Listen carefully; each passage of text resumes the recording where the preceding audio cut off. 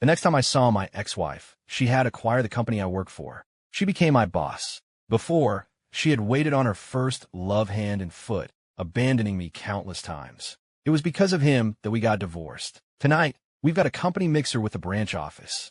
It's going to be full of pretty girls. So all you single guys better seize the opportunity, my team lead shouted, and my colleagues eagerly signed up. Everyone knew it was a matchmaking event organized by the company. Just as I signed my name and started packing up, my ex-wife, Rose, appeared. "Make, get ready. You're working overtime tonight." She crossed my name right off the list and then dragged me into her office. The door slammed shut. She grabbed my tie, pinning me against her desk. "They can go, but you can't. If I find out you snuck off to that mixer, I'll have your head." Rose's arrogant tone dredged up old memories, and a surge of anger rose within me. "What business is it of yours?" I shoved her away and stormed out of the office. My colleague Dave saw me come out and sidled up to my desk. "Make, what did you do to piss off Ms. Rose? Why is she always on your case?" I just shook my head and sat down, pretending I had no idea. "That's weird," Dave said, then suddenly changed his tune, lowering his voice. "You don't think she's into you, do you? Like, she's doing this just to get your attention?" The moment he said it,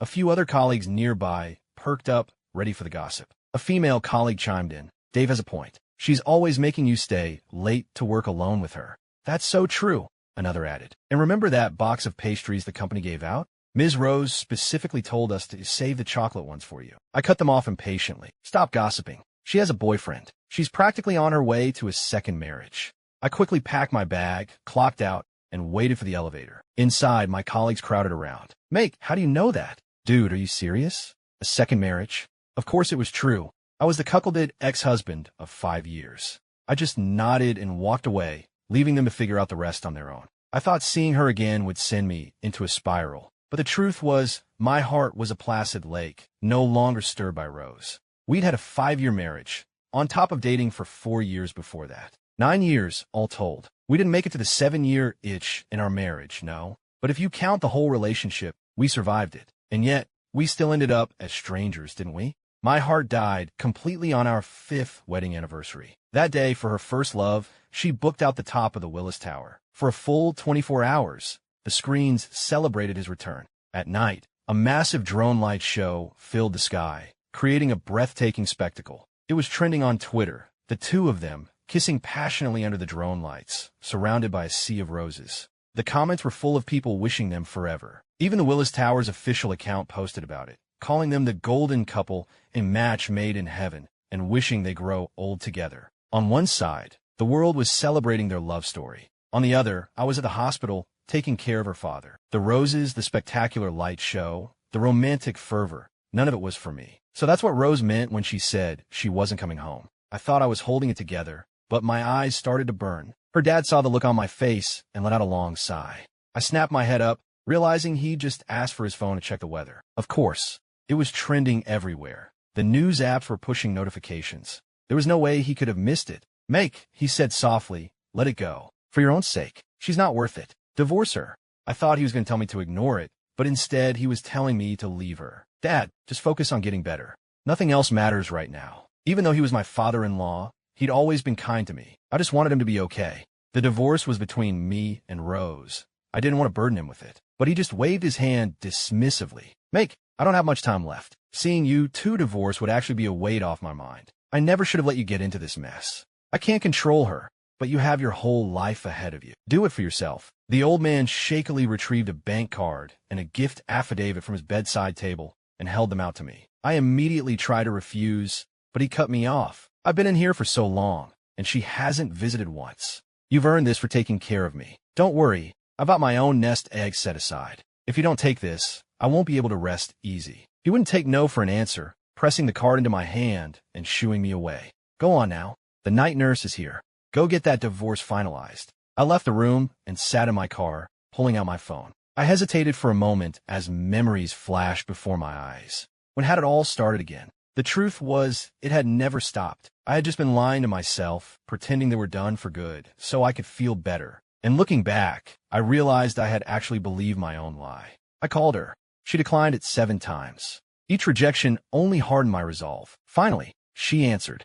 Her voice was as cold and distant as ever. "What is it?" she said. I meant to get straight to the point, but the words that came out were, "Where are you?" Working late, she replied, completely unsurprised, even as I could hear the laughter of her first love, Ethan, in the background. I sighed, cursing myself for being such a pathetic idiot when I already knew the truth. Rose, meet me at the courthouse tomorrow morning. 8:30. We're getting a divorce. There was a pause on her end, then her voice came back, dripping with annoyance. So this is the game you're playing now. If you want the papers, fine. I'll email them to you. You can bring the signed agreement with you tomorrow. Then I hung up and drove home. I pulled out a suitcase and started packing, planning to take only what was mine. Anything that had belonged to us could stay in the past. But as I started sorting through everything, I realized just how much there was. And most of it was a monument to my one-sided affection. Matching toothbrushes, matching outfits, matching jewelry. She never used any of it. Much of it was still in its original packaging. The difference between being loved and not being loved is painfully obvious. She had simply never loved me, and that's why I couldn't see something so simple. Even our wedding photo told the story. I was smiling, while her expression was cold. There was a visible space between us, a perfect metaphor for our entire relationship. She never wanted to get any closer. I went to the condo I'd bought before the wedding. After putting my things away, I started making a list of what I needed. That night, I slept more soundly than I had in years. The next morning, sunlight streamed into the bedroom, and it felt wonderful. I got ready and drove to the courthouse. I parked and went inside to wait for Rose in the main hall. While I waited, I pulled out my phone and saw a new photo dump on Ethan's profile. It had everything: roses, a ring, multiple shots of them kissing, and even a picture of their hotel room key. The caption read, "After all this time, it's still you." I quietly took a screenshot. I expected to feel a soul-crushing pain, but after just one night of resolve, my heart felt completely different. It wasn't painless, that would be a lie, but it was manageable. And how could I turn down freshly delivered evidence of her affair? I waited at the courthouse from the moment it opened until they closed for lunch, but Rose never appeared. A clerk walked over. "Sir, we close for lunch at 11:30. We can't process anything during the break." I nodded. "That's fine." Seeing me sitting in the divorce filing area, she offered some gentle advice. "Maybe the fact that she didn't show up means she's having second thoughts. You two should try talking it out." I shook my head. "More likely she's still in bed with her lover." The clerk stared at me, shocked, and I gave her a look that said she didn't need to say any more. I picked up my phone to call Rose. This time, she answered on the first ring. "What?" "I'm at the courthouse. When are you going to get here?" She must have heard the edge of my voice, because she paused before answering. "I am Busa.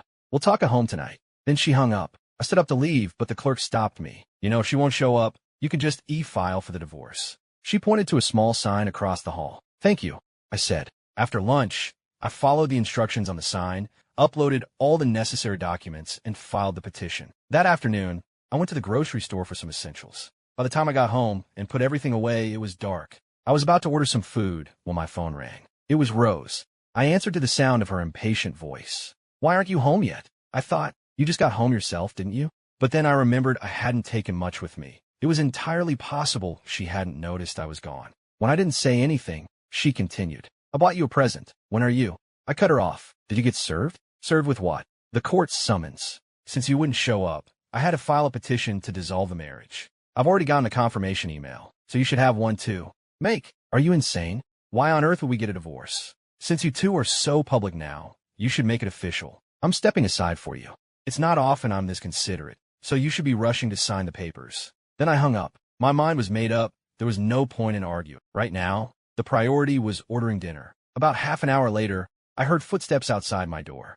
I got up, thinking it was my food delivery, but froze. That was the sound of high heels. A second later, the lock turned, and Rose let herself in. She was wearing an elegant, wine-red dress, her brown curls framing her face. If it weren't for the furious, dark expression she wore, she would have looked like a painting. In the past, that expression would have sent me scrambling to appease her, regardless of who was right or wrong. She was always so high and mighty, like the moon, completely out of reach. And I was the one stuck in the shadows, full of self-doubt. But looking at her now, I felt nothing. It's amazing what happens when the rose-colored glasses come off. I knew I was on my way out of the darkness. Her arrival also reminded me of something very important. I needed to change the keypad code. No, I needed to change the entire lock. Rose strode into the room, and the air filled with the scent of jasmine cologne. I frowned. That wasn't her perfume. It was Ethan's. They must have been clothes for her to smell so strongly of it. She held out a box and opened it. Inside was a green Rolex Submariner.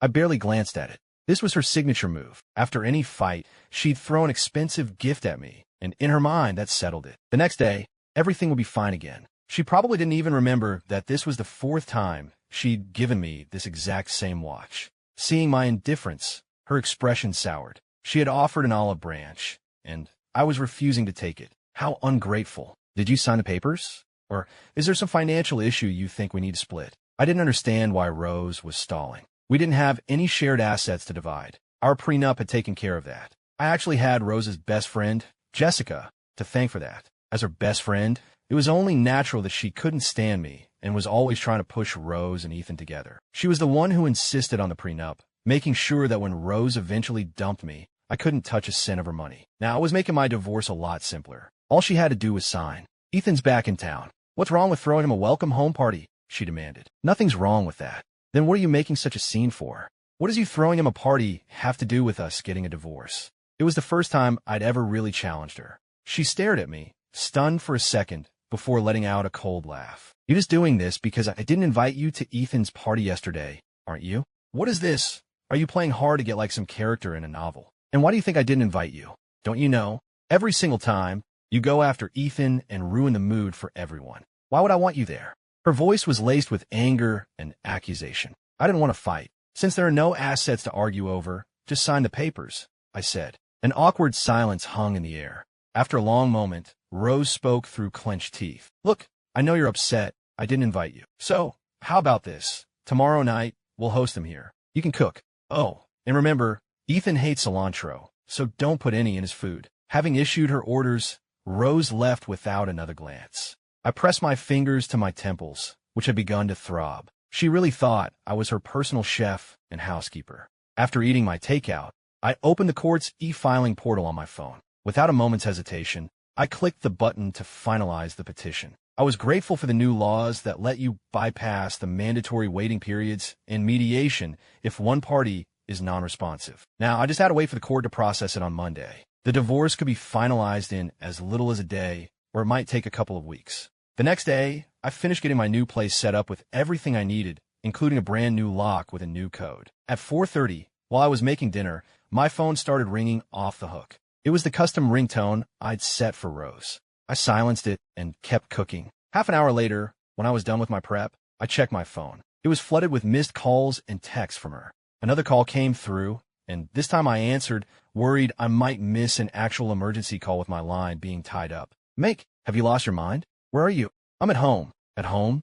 I'm at the house, and you're not here. Everyone's arrived. Why isn't dinner ready? Forget it. God knows when we'd eat if we waited for you. Get to Everest Restaurant. Now, if you don't, you can forget about me ever signing those papers. She hung up. I thought about it for a second and decided to go. Not for any other reason than the hope that if she signed the papers, it would speed up the court process and let me skip a few steps. I grabbed the signed divorce agreement and drove to Everest, as her text instructed. The private dining room was already full. When I walked in, the entire table fell silent. I scanned the table. There wasn't even a seat for me. I looked over at Rose. But Ethan, sitting cozily next to her, quickly motioned for a waiter to bring an extra chair in place setting. As soon as I sat down, Jessica started with her thinly veiled insults. You know, Everest really should renovate. A table for 12 squeezed to fit 13 feels so cramped. Everyone else at the table, all their friends, had the same look on their faces, like they were watching a show. Rose said nothing. Ethan, however, played the peacemaker. It's no problem. The more the merrier. A few drinks in, they started a game of truth or dare. The bottle landed on Ethan, and he chose truth. The table erupted. Jessica shot a defiant look in my direction before asking her question. Who did you come back for, Ethan? He feigned embarrassment for a moment, then took a deep breath. I came back for Rose. He glanced over at me, his eyes full of smug challenge. Fueled by alcohol, Jessica immediately started cheering. Ah, see? True love always wins. Rose, I'm telling you, it wasn't your fault you two didn't work out back then. Now's the time to correct that mistake. So I was the mistake, and Ethan was the righteous path. Got it. Ethan smiled, gazing at Rose with a look of pure adoration. It was my mom, he said softly. She was sick and needed treatment overseas. I was afraid of holding you back, so I let you go. That's why we missed our chance. I think, from the moment he started talking, Rose's eyes were filled with a hopeful anticipation I had never seen directed at me. Watching this picture-perfect reunion, I couldn't help but smile faintly. They were talking as if I was the one who had cruelly kept them apart.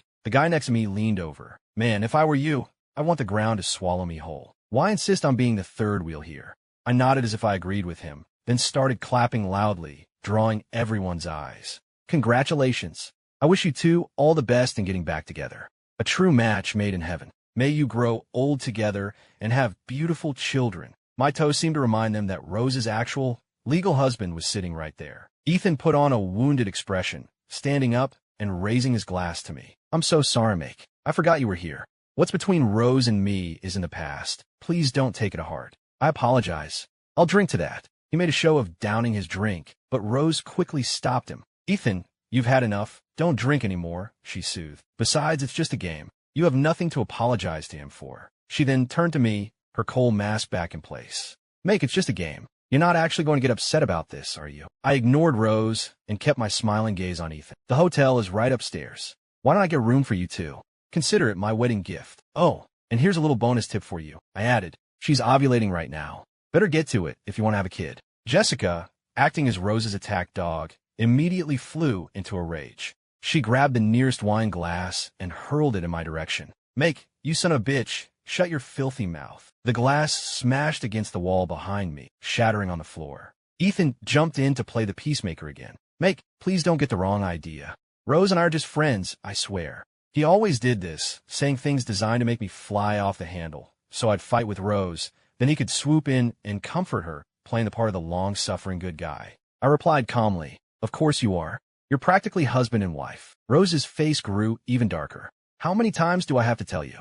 It's not like that between me and Ethan. You're always imagining things, making everything so awkward. Did I bring you out tonight just so you could embarrass me? Apologize to Ethan and everyone else right now, and I'll pretend this never happened. I met her gaze and asked, almost laughing, Rose, on what grounds are you going to hold me accountable? As my ex-wife, for a second, the air in the room seemed to freeze solid. Ethan's eyes shifted, a contemptuous smirk on his face. Make, are you still upset about that drone show? I knew he was bringing it up on purpose, trying to turn me into the punchline of the night. Look, if it really bothers you, I apologize. I honestly had no idea what she was planning. I thought it was just a welcome home party. I didn't know it was your 5th wedding anniversary. Rose took a deep, shaky breath, as if struggling to contain her rage. Make, grow up. Is threatening me with divorce supposed to be fun? Ethan just apologized to you. Don't be an ass. Yeah, seriously. Just say you're sorry, so we can move on. A few others chimed in, quickly painting me as the villain. I wiped my mouth, said nothing, and stood up to leave. Make, stop right there. Rose's voice called after me. You weren't even home on our anniversary. Well, why do you have to judge me? This is all because your dad was in the hospital, and I wouldn't give you money for it, isn't it? Is it really that big a deal? My hand was on the doorknob when her words stopped me cold. I heard her laugh, a sound full of contempt. She pulled a credit card from her purse and slapped it on the table. You just want money, right? Fine. There's your $1 million for the surgery. Now I'll come back here and apologize to Ethan. I turned and looked at her, my voice flat. The one in the hospital is your father, not mine. With that, I walked out of the room, got in my car, and just drove with no destination in mind. I couldn't understand it. Signing the papers should have been the easiest thing in the world for her. It was what everyone, including her, seemed to want. There was no reason to stall. I had honestly come here thinking she would sign them and announce her newfound freedom to all her friends. I'd get ridiculed by her friends, watch them toast to her and Ethan, and then I'd be free. As long as she signed, I'd be liberated. Their snide remarks couldn't hurt me anymore. I drove home, showered, and then idly opened Facebook. The first post in my feed was from Ethan. It was a picture of Rose, clearly drunk, wrapped tightly in his arms. The caption read, "Good night, my love." This time I felt nothing, not even a flicker of a reaction. The next 5 days were peaceful. I felt more myself than I had in years. Then, on Friday afternoon, I got the email from the court. The divorce was granted. In that moment, I felt like I was born again. I was finally free. No more walking on eggshells. No more bearing the brunt of Rose's moods. No more seeing Ethan's posts and feeling my stomach clench. I coasted through the rest of the day in a fantastic mood, even thinking about taking my coworkers out to celebrate. We did dinner, then karaoke. I hadn't felt that happy in a long, long time. I never realized hanging out with coworkers after hours could be so much fun. I didn't get home until 11. As I stepped out of the elevator, I saw a figure standing in front of my apartment door. A woman in a white dress with long, wavy hair,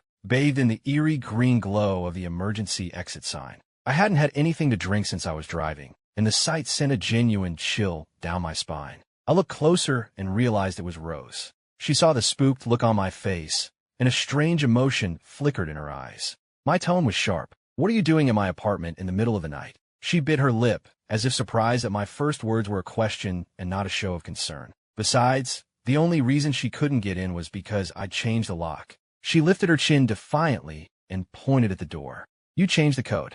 I couldn't get in. I almost laughed. I walked around her and opened the door with my thumbprint. I tried to shut it behind me, but she grabbed the handle and forced her way in. "Aren't you going to invite me in?" she asked, already inside. I'd furnished the place since she was last here, so it no longer looked empty. She wandered around as if she owned it, the sharp clicks of her heels echoing on the hardwood floors. She made a full circuit of the living room, seemingly searching for something. Her eyes finally landed on the Rolex box on the dining table. It was still open, exactly as she'd left it. I'd only moved it to the edge of the table. "You found what you were looking for. Can you leave now?" I asked, standing by the still open door, my face a blank mask. Rose hesitated, then lifted her chin, trying to regain her usual air of superiority. "I gave it to you, so it's yours," she said. "And for the record, I never agreed to this divorce." I was losing my patience. "The court granted it. Your agreement is irrelevant. And since you say the watch is mine, I'll do whatever I want with it." With that, I walked over, picked up the box, and headed for the trash can. Rose, seeing what I was doing, lunged for it, trying to wrestle it from my hands. "You've been throwing this tantrum for weeks. I thought you liked this watch." The box hit the floor with a thud. The watch, its stand, and a small photograph all spilled out. As I bent down to pick up the photo, Rose let out a sharp cry and snatched it from my fingers. She stared at me in horror. I didn't even look at her as I swept the watch and the box into the trash can and kicked it toward the door. "Don't worry," I said, looking at the exit. "That's the first I've seen of it, too. You have your picture now. It's time for you to go." I had made it clear she had to leave. Her eyes were red as she asked in a shaky voice, "What do you mean of it?" I nodded. "I've got plenty of others. I can send them to you if you want. You can print them out and enjoy them with your new man." Her mind seemed to short-circuit for a second before she glared at me. "You had me followed. I'm the guy who couldn't afford your father's medical bills, remember?" I said, exasperated. "Where would I get the money to hire a PI? You should be thanking Ethan. He's the one who's been sending them to me, free of charge." Rose looked like she couldn't believe it. She stumbled back and sank onto the sofa. The angle of the photo made it obvious it was a selfie, and she had asked Ethan to buy that watch for her. She just handed me the box without even looking inside. It made no sense for me to have put it there. The only person who could have was Ethan, and for what I was saying, he had sent me many more. "No wonder." "Make," she started. "Ethan and I were just friends, I know." "I believe you. How many times do I have to say it?" It was like her own words were coming back to haunt her. I escorted a dazed Rose out the door. After I shut it, I sat on the sofa for a long time. 9 years between dating and marriage. You can't just turn off the feelings like a switch. There's still something there, but not much. It was fading. Soon it would be gone completely. For the next 3 months, I didn't see Rose at all. Time washed everything away, and slowly, the last of my feelings for her vanished. So when she appeared at my door again today, I felt nothing, not even surprise. She was just a stranger. I glanced at her, then turned to unlock my door, but she grabbed my arm. "We're neighbors now," she announced cheerfully. I looked up confused. She explained as if I'd asked, "It's so close to the office, I just had to buy it." I nodded, smoothly pulling my arm free, turning back to my door. "Make, come have dinner with me," she said. "Neighbors should get along, right?" She gestured toward her apartment, and I could smell food cooking. I quickly held up my hands. "I wouldn't want to intrude." "It's no intrusion. I cooked it all myself. You used to say back in college that sweet and sour ribs were your favorite, right?" It was true, they were still my favorite. But food is food, and people are people. If she kept this up, I was afraid I'd start to hate my favorite dish. "Anyone can make it taste the same if they follow a recipe and measure everything perfectly," I said. "But a good ex is one who acts like they're dead." I turned and went inside my apartment. A horrifying thought suddenly struck me. If Rose lived next door, I'd be running into her constantly. And that meant I'd probably be running into Ethan and Jessica too. For a second, it felt like the sky was falling. A sickening feeling washed over me, the feeling of having a home I couldn't go back to. I took a breath. I'd just deal with today. The next morning at work, I was about to ask some coworkers about finding a new place when our team lead walked over with a woman in a sharp suit. He gave a brief introduction. It was Rose. She was our new general manager. Then he led her away to tour the rest of the department. I just stood there, completely stunned. My brain felt like it was short-circuiting. What was happening? One night, she becomes my neighbor. The next morning, she's my new boss. Was she going to hire Ethan and Jessica next? The thought was nauseating. Whatever. It didn't matter. It was just a job. You can't expect it to be perfect. The first day passed without incident. I clocked out and started walking home. Suddenly, a horn honked behind me. A pink convertible pulled up, the window rolled down, and there was Rose. She smiled. "Get in. I'll give you a ride. I know you couldn't drive today because of the traffic restrictions." I looked at her car, then at the Uber app on my phone that said my wait was over an hour. I sighed, opened the door, and got in. The rush hour traffic was crawling. Rose, in the driver's seat, suddenly spoke up. "That new animated movie is out, the sequel you wanted to see. We could go watch it before we head home." I remembered mentioning how excited I was for it before it was released. What'd she said back then? "What's so great about a cartoon?" "No thanks," I said. "I'm already going with someone tomorrow." She kept her eyes on the road, glancing in the rearview mirror, and didn't say anything for a long moment. Then she started interrogating me. "With who? A coworker? A friend? Is it a man or a woman?" "A blind date," I said. She slammed on the brakes, turning to stare at me. A chorus of angry horns from the cars behind us made her face forward again. After a while, she spoke again, her voice tight. "For real?" I nodded. "Yes, for real. I have no reason to lie about something like that." "Ah," she scoffed. "A blind date. A big deal. You're really that desperate to move on?" "It's my life. Of course I'm taking it seriously." We drove the rest of the way in silence and went into our separate apartments. The next day, I got to the cafe we'd agreed on, and my date was already there. It wasn't exactly a blind date with a total stranger. She was actually a few years behind me in college. We'd even faced off once in a debate tournament. I just never expected our paths to cross again like this. Since we weren't complete strangers, we'd both agreed it was worth meeting up. It was partly to satisfy our parents, and partly because we figured it would be less awkward than meeting a total stranger. I had just sat down when an uninvited guest appeared at our table. Rose pulled up a chair and sat right next to me, as if it was the most natural thing in the world. My date, Chloe, looked back and forth between us, an amused expression on her face like she was watching a movie. Before I could say a word, Rose turned to her. "You must be Chloe. My name is Rose. I'm Make's ex-wife. There are a few things the matchmaker probably left out, so I thought I'd come and fill you in. Make and I have a lot of unresolved issues. Our divorce was a mistake, so I think it's best if you leave." But Chloe just chuckled and fired right back. "Ms. Rose, I was under the impression you and Ethan were getting married, finally making it official after all these years." Then she turned to me. "Make, you know I'm in law school, right? I handle family law cases. If you ever need anything, just let me know. We can work something out with the fees. And if the case is..." Her eyes flicked from me to Rose and back again. "Particularly outrageous. I'd even do it pro bono. Consider it a thank you for your help back in college. Call me anytime. Seriously. I'm available 24/7. And with that, Chloe grabbed her purse and walked out. She left me speechless, sitting across from fuming Rose. Rose turned on me. "What's your relationship with her? You just crashed my date, and you have the nerve to ask me who she is?" I sighed, exasperated, and stood up to leave. Rose must have thought I was going after Chloe because she grabbed my arm. "No, wait," she said, her voice suddenly earnest. "I came here today to ask you something. Let's get married again." I snatched my arm away, putting some space between us. "I'm not interested in a threesome," I said coldly. "It's not like that. I'm not with Ethan. I know all about it," she rushed to explain. "He took money from my dad to leave all those years ago. He only came back because he was broke and wanted me to support him. He even went to the hospital and provoked my dad so badly he ended up in the ICU. That's enough." I cut her off. My patience gone. "Are you finished? Do you think any of this is a game?" "No, it's not a game. I really want us to get back together. I don't have time for this. We are divorced. We are nothing to each other." I turned and walked out of the restaurant. On my way, I sent a text to Chloe, apologizing for what happened. She replied that she had said what she did on purpose, but that she was sorry things had ended that way. Even though she was a few years behind us, the drama between Rose and Ethan had been so public that it was hardly a secret on campus. She'd heard the stories. In the end, she congratulated me on escaping a toxic situation and wished me luck with my new life. And just as she'd hoped, a new, better life was beginning. I kept a simple routine, work and home, and at the office, my interactions with Rose were limited to polite nods. That is, until a new project came down from corporate and Rose assigned me to lead it. "You'll accompany me on a business trip tomorrow," she announced. I just nodded. Business was business. I wasn't about to turn down a major opportunity over personal history. The company had booked the meeting at a spa resort up in the mountains. After a full day of negotiations and a business dinner, I went back to my room and collapsed onto the bed. About an hour later, there was a knock on my door. It was Rose, standing there in a bathrobe, her face free of makeup. "Let's go use the hot springs," she suggested. I refused immediately, without a second of hesitation. A crack appeared in her carefully composed expression.